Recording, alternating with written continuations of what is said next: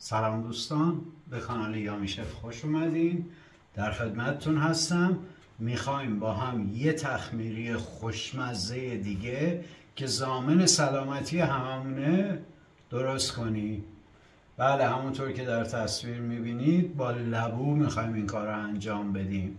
تا الان فصلش هست، بهترین بهره رو از این سبزیجات ببریم. در ابتدا لبوهاتون رو قشنگ تمیز بشورید که آلودگی نداشته باشه و از مواد ضد عفونی کننده حتما استفاده کنید.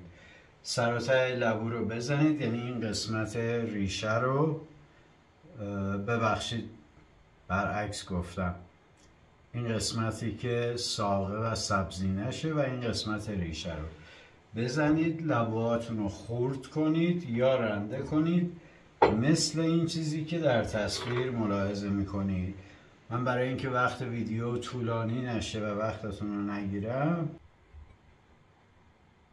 از قبل این کار رو انجام دادم.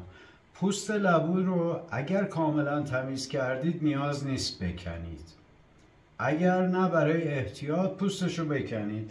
من با پوست خورد کردم به این قطعاتی که در تصویر ملاحظه میکنید.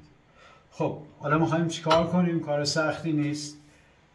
به ازای وزن لبو 3% نمک باید بهش اضافه کنیم. یعنی چی؟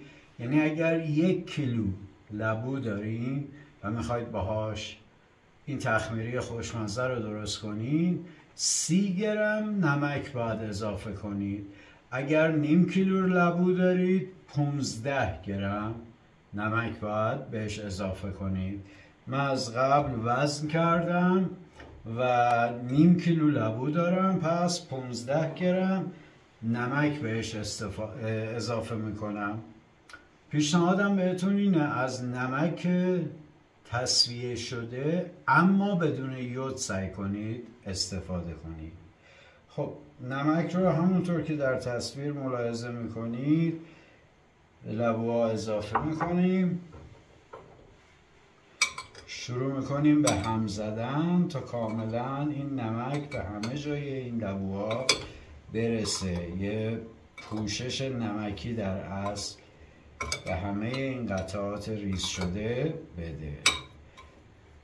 البته اگر دوست داشتین و حوصله هم داشتید میتونید لبو رو رنده هم بکنید، به شکل رنده شده استفاده کنید.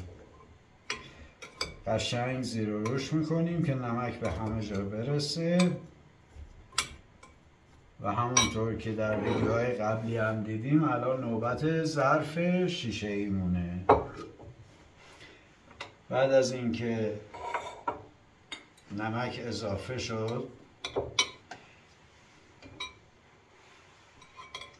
حالا لبوها رو به داخل این ظرف منتقل میکنیم.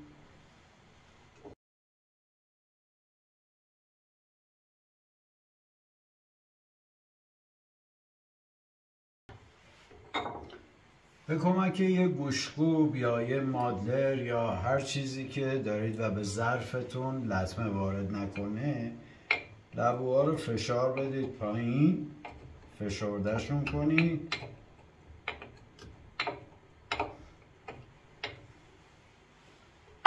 و مجدد مابقی لبوهاتون رو به داخل ظرف اضافه کنید.